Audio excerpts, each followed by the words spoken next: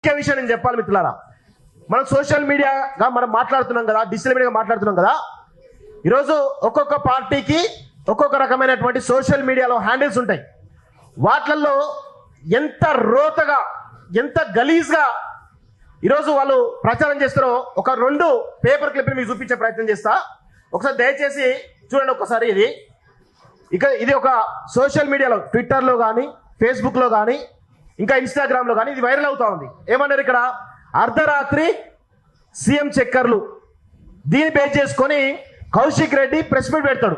ఇది అందరికీ తెలిసిన విషయమే, నేను లోతులోకి పోను. ఇంకొకటి, ఇదేది బీఆర్ఎస్ పార్టీ సంబంధించినటువంటి సోషల్ మీడియా హ్యాండిల్. ఇంకొక వీళ్ళకి అపోనెంట్గా కాంగ్రెస్ పార్టీ సంబంధించినటువంటి సోషల్ మీడియా హ్యాండిల్ ఏం చేస్తారు చూడండి. ఒకసారి చూడండి.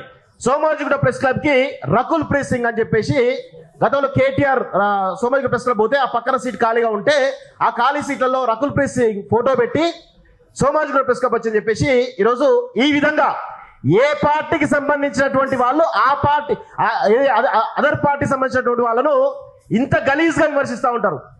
ఇలాంటి విమర్శలు ఏవైతే ఉన్నాయో ఇక్కడ ఏ ఒక్క జర్నలిస్ట్ కానీ, ఏ ఒక్క డిజిటల్ మీడియాకు సంబంధించినటువంటి వాళ్ళు కానీ ఇట్లాంటి నీచమైనటువంటి రాతలు రాయలేదు. ఇది రాసిందంతా కూడా పొలిటికల్ పార్టీలకు సంబంధించినటువంటి వాళ్ళ హ్యాండిల్స్ సంబంధించినటువంటి అఫీషియల్ హ్యాండిల్స్ లో ఇవన్నీ కూడా చెక్కలు కొడుతూ ఉంటాయి. ఇంత దరిద్రమైనటువంటి, ఇంత నీచమైన రాతలు ఇక్కడ ఉన్నటువంటి ఎవరు కూడా రాయలేదు. ఇక్కడ ఉన్నటువంటి ఎవరు రాసిరు? ఏం రాసిరు?